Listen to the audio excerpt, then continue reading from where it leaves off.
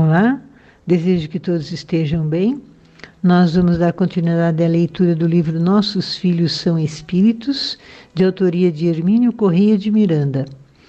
Nós vamos estar agora vendo o capítulo 14, cujo título é Só Esquecemos Aquilo que Sabemos. O leitor não familiarizado com a realidade do renascimento, ou seja, reencarnação, poderá pensar logo, mas se eu também já vivi outras vidas, por que não me lembro delas? A pergunta é legítima e merece resposta. De fato, nós habitualmente não nos lembramos de ter vivido antes, o que não é o mesmo que dizer que não tivemos outras existências. Você pode esquecer certo presente ganho em seu aniversário há 5 ou 6 anos e, no entanto, o presente, se for durável, continua por aí, provavelmente em alguma gaveta ou armário. É bom que esqueçamos mesmo, a fim de aproveitar a oportunidade de dar início a uma existência como se estivéssemos abrindo um novo campo de muitas folhas em branco, no qual você irá escrever sua história. É bom ignorar que você teve graves problemas no passado com a pessoa que hoje é sua mãe, seu irmão ou aquela irmã mais difícil, ou que você tenha enganado vilmente a linda menina que agora é sua filha, ou ficado com a herança que, de direito, pertencia àquele genro que você não queria que se casasse com sua filha. É que as famílias são quase sempre arranjos combinados no mundo invisível entre as diversas personagens de um drama ou de uma tragédia antiga, para que acertem suas diferenças pelo relógio cósmico do amor ao próximo, a fim de que todos sejam felizes um dia. Nascem ao nosso lado ou nascemos nós junto de adversários, vítimas ou desafetos de outrora, aos quais prejudicamos gravemente ou que nos tenham criado também dificuldades e sofrimentos perfeitamente evitáveis, se todos tivéssemos agido de maneira correta. Nascem também, é claro, conforme nossos méritos, pessoas maravilhosas a quem amamos profundamente e respeitamos, mas isto é quase exceção, não a norma, pois não disse o Cristo que primeiro tínhamos de nos conciliar com o adversário? E que não sairíamos de lá, ou seja, do sofrimento, enquanto não houvéssemos resgatado o último centavo da dívida perante as leis do amor? E que aquele que erra é escravo do erro? Lembram-se ainda da sua breve e amorosa advertência? Aquela que diz, vai e não peques mais, para que não te aconteça coisa pior. Pois é isso. Então a família é o campo de provas, onde encontramos amigos e desafetos. Os primeiros nos trazem o gostoso refrigério de sua afeição, num relacionamento agradável e construtivo. É facílimo amá-los. Os outros não. São pessoas difíceis que inconscientemente guardam de nós rancores ainda não superados, ou mágoas que não conseguiram vencer. É muito mais difícil amá-los, convertendo sua atitude negativa por nós em um relacionamento afetivo, desarmado e genuíno. Mais uma vez, nos lembramos do Cristo que tudo sabia, previa e aconselhava. Amai vossos inimigos, disse ele em Lucas capítulo 6, versículo 27. Fazei o bem àqueles que nos odeiam, bendizei aos que vos maldizem, rogai pelos que vos maltratam. E mais adiante diz, no capítulo 6, versículo 32, se amais aos que vos amam, que mérito tereis? Pois também os pecadores amam àqueles que os amam. Essa filosofia, aparentemente tão estranha, tem profundas motivações. Com aqueles a quem amamos, não há problemas a resolver. Já são nossos amigos, basta cultivá-los com carinho e respeito. Com aqueles que nos detestam, ao contrário, temos questões pendentes, ainda que conscientemente as ignoremos. Por uma razão oculta, estamos juntos para que aprendamos a nos amar fraternalmente. E nisso lembramos de novo o Cristo que nos disse outras palavras da maior importância. Reconcilia-te com teu adversário enquanto estás a caminho com ele. É certíssimo isso. Ele foi posto em nosso caminho precisamente para que nos reconciliássemos, convertendo o adversário em amigo. É mais fácil realizar essa tarefa quando ignoramos as verdadeiras causas das divergências.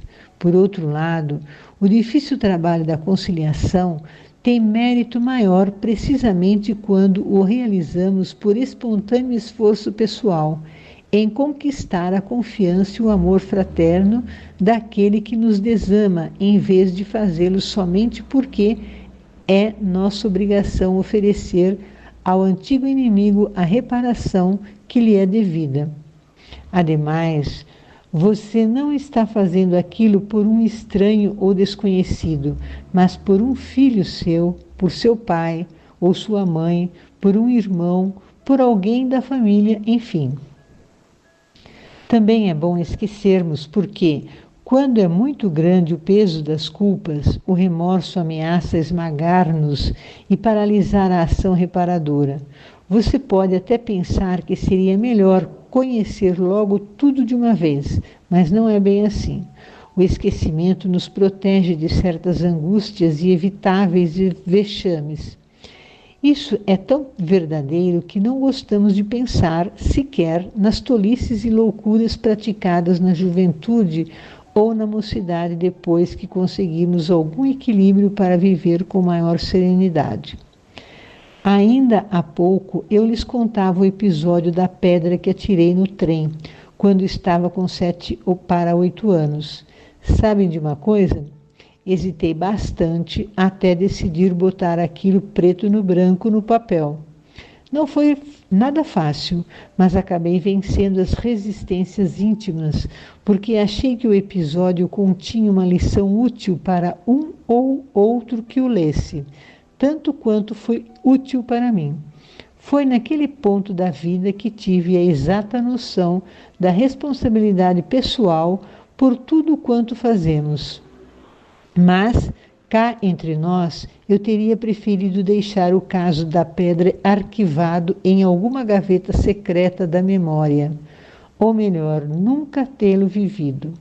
Já imaginou se, em vez de jogar uma pedra, você tiver degolado ou envenenado a sangue frio a menina que hoje é sua filha predileta? E que, aliás, nem liga para você porque ainda guarda certas desconfianças a seu respeito? Aí, entre lá, aspas, ele escreve: leia, a propósito, a história verídica, o triste balido da ovelha desgarrada, em meu livro O Exilado. É livro do autor, Hermínio Corrêa de Miranda. Continuando, então, a leitura. Bem, aí estão algumas das principais razões pelas quais nos esquecemos das vidas anteriores, a fim de podermos começar outra, como se nada tivesse acontecido. Ocorre, porém, que antigas lembranças e vivências às vezes transbordam de uma vida para outra, como temos visto em algumas das breves histórias narradas neste livro. Nem sempre tais lembranças são nítidas e explícitas. Surgem sob misteriosos disfarces, como, por exemplo, quando você experimenta curiosa e inexplicável atração ou repulsão por uma pessoa a qual você acaba de ser apresentado. Há pessoas de quem gostamos à primeira vista, em quem confiamos e junto de quem nos sentimos perfeitamente à vontade, ao passo que outras, que podem fazer tudo para nos agradar, não conseguimos aceitar senão com muita relutância. Gosto de ilustrar tais situações com pequenas histórias, todas absolutamente autênticas, sem traço algum de fantasia. Esta até já contei a Lures em outro escrito. Foi o caso de uma senhora educada, inteligente e equilibrada que me ligou para conversar sobre alguns aspectos de seus problemas pessoais. O que ela pretendia mesmo é que eu pudesse realizar com ela, ou indicar quem o fizesse, um trabalho de regressão de memória, para que ela pudesse identificar as razões que a levavam a tamanha aversão por sua própria mãe. Dizia-me que a pobre senhora era carinhosa, dedicada e muito amiga, procurando cercá-la de gentilezas e agrados, mas que, com vergonha, ela me confessava não conseguir vencer certa reserva e até mesmo repugnância. Evitava comer guloseimas que a mãe lhe trazia e chegava ao ponto de ir lavar as mãos depois que ela se retirava. Evidentemente que essa insuperável rejeição era uma atitude que muito a incomodava. Afinal, a senhora era sua mãe e tudo fazia para ser simpática e agradável. E, ao que depreendi, jamais desconfiara da repulsão da filha por ela.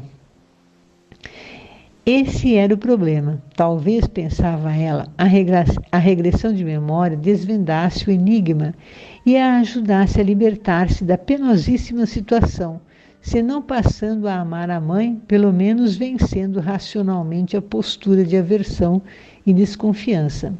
Cabia-me agora expor-lhe o que pensava.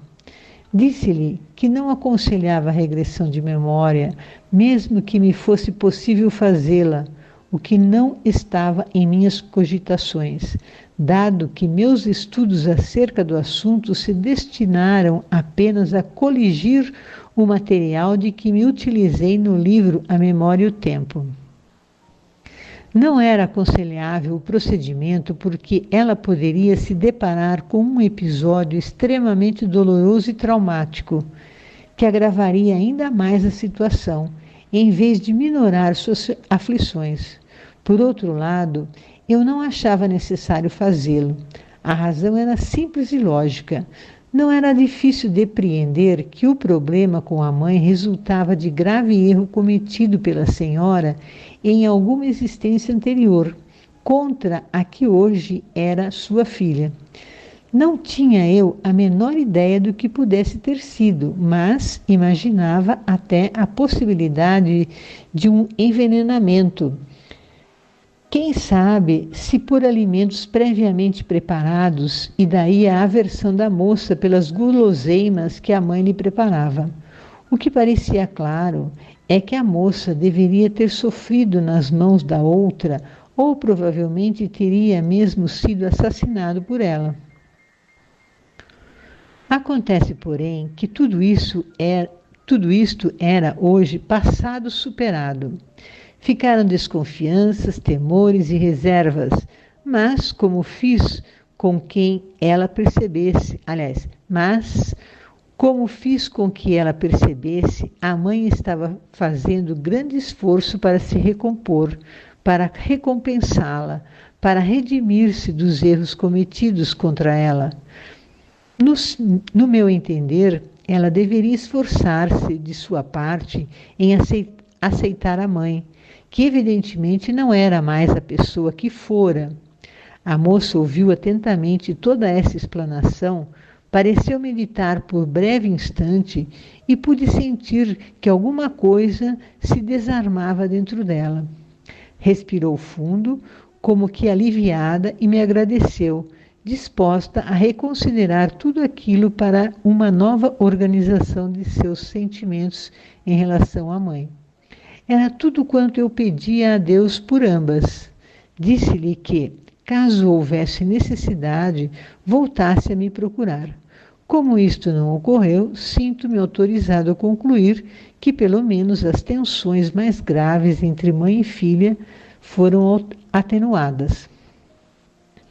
Neste caso, portanto, as matrizes emocionais de duas vidas não se revelaram em toda a sua extensão e profundidade, mas o conflito anterior parecia bem caracterizado e não muito difícil de ser depreendido das circunstâncias que o envolviam.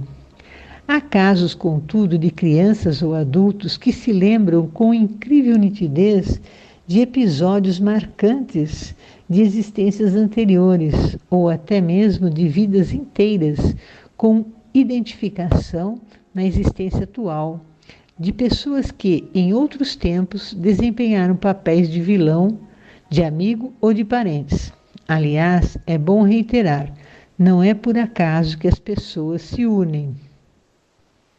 Não fosse ser indiscreto com meus familiares, poderia escrever uma novelinha de muitos capítulos, narrando as diversas histórias que juntos vivemos no passado, em diferentes existências e contextos. Esses aspectos, contudo, são de extrema delicadeza e tocam pontos muito sensíveis na maioria das pessoas. Amigos espirituais me disseram certa vez que fui preparado para conhecer alguns, aliás muitos, episódios de minhas existências passadas em razão da tarefa que me caberia desempenhar aqui na carne. Não sei, contudo, se aqueles que me cercam e a mim se ligam por laços de afeição, parentesco ou profissionais, teriam sido igualmente preparados para absorver certos impactos suscetíveis de criar conflitos íntimos. Observamos que nas experiências de regressões promovidas tanto pela doutora Ambach quanto pela não menos competente doutora Edith Fiore, há sempre o cuidado em testar previamente o paciente para verificar se ele ou ela está em condições de tomar conhecimento de eventos traumáticos ocorridos no passado e potencialmente explosivos se suscitados no presente. Às vezes, é preciso adiar ou até mesmo abandonar a pesquisa, a fim de que não aconteça ficar a pessoa ainda mais perturbada do que está. Isso me faz lembrar um homem que desejava livrar-se de inexplicável claustrofobia e que se sentiu profundamente decepcionado consigo mesmo ao descobrir que em antiga existência havia sido pirata, daqueles que assaltavam navios carregados de riquezas em alto mar e depois iam esconder os tesouros numa ilha secreta. A intenção deles era a de se aposentarem um dia de suas atividades criminosas para então poderem levar vida mansa e respeitável. Numa das excursões feitas à ilha para esconder o produto dos mais recentes assaltos, um túnel cavado na terra desabou e ele morreu soterrado a poucos passos da inútil riqueza. Nesse também a lembrança ficará no inconsciente, mas não se apagará e consistentemente enviava seu recado, claro e firme, por intermédio da desagradável e inexplicável sensação de claustrofobia. Reiteramos, contudo, que em algumas pessoas, especialmente crianças, tais recordações são de impressionante realismo. É bom que você, mamãe ou papai, saiba como considerar problemas desses com seus filhos. É o que poderemos ver a seguir. Nesta última frase, o autor deste livro esclarece o que veremos no próximo capítulo, com fatos sobre recordações de encarnações anteriores. Mas voltando um pouco no texto do dia de hoje, vejamos algumas questões do Livro dos Espíritos. Vamos ver aqui a questão 393.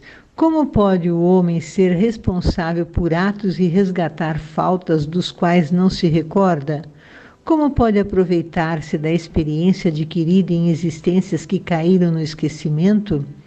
Seria concebível que as tribulações da vida fossem para ele uma lição, se pudesse lembrar-se daquilo que as atraiu, mas desde que não se recorda, cada existência é para ele como se fosse a primeira, e é assim que ele está sempre a recomeçar.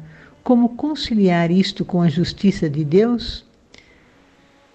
Vejamos a resposta. A cada nova existência, o homem tem mais inteligência e pode melhor distinguir o bem e o mal.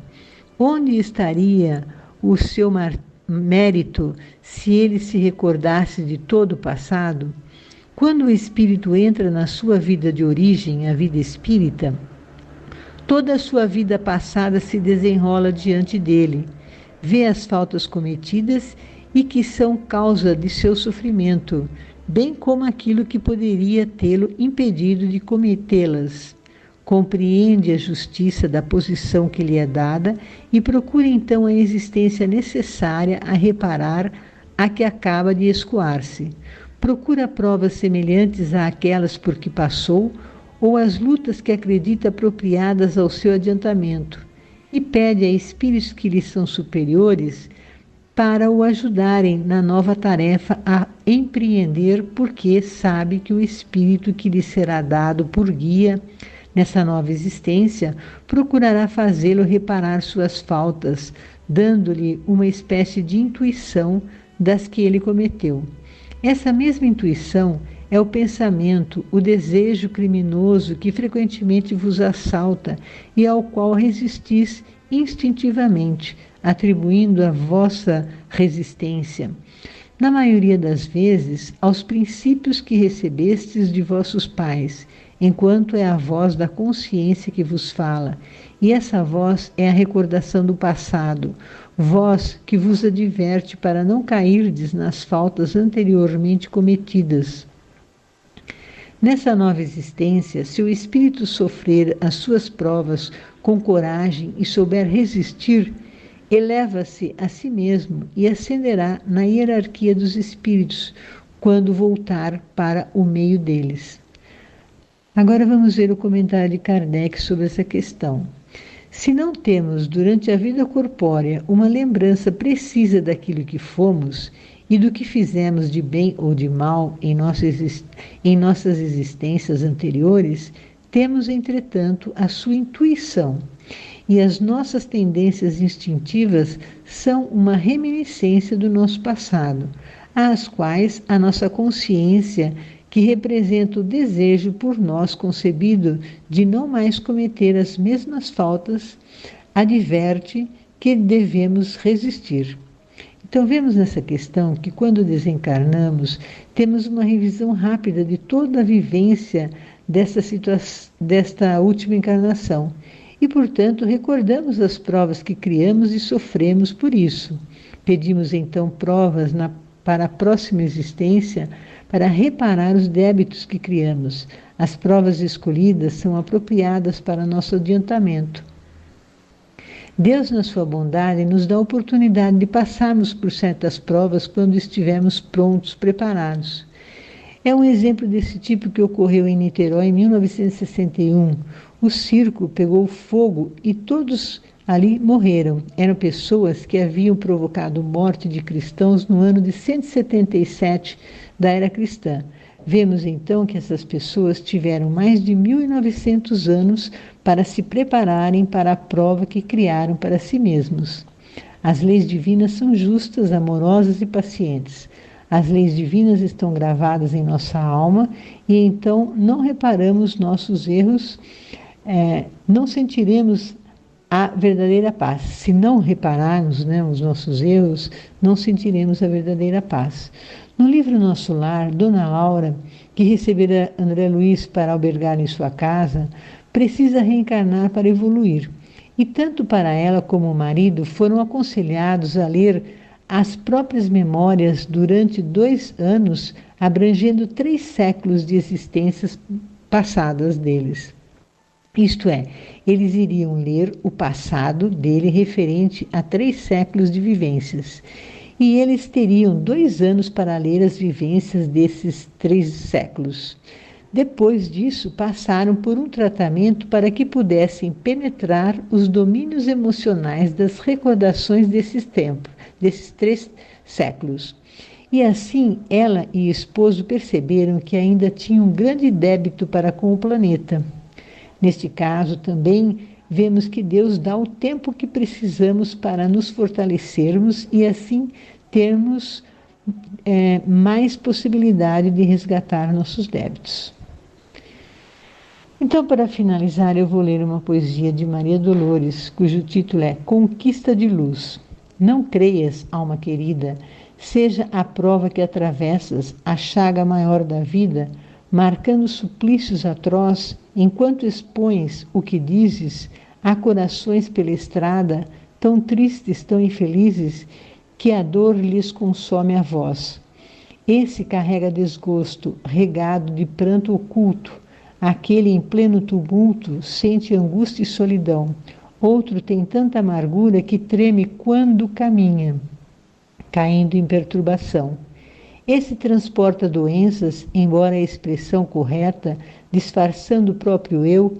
Aquele chora e tropeça na penúria em que se arrasa. Outro viu a morte em casa, revoltou-se e enlouqueceu. Alma e irmão, tolere e aceita a aprovação recebida. Abençoa a própria vida, seja essa vida qual for, o sofrimento onde seja, é a luz com que Deus nos guia nas lutas do dia a dia para a conquista do amor. Que todos tenhamos uma boa semana.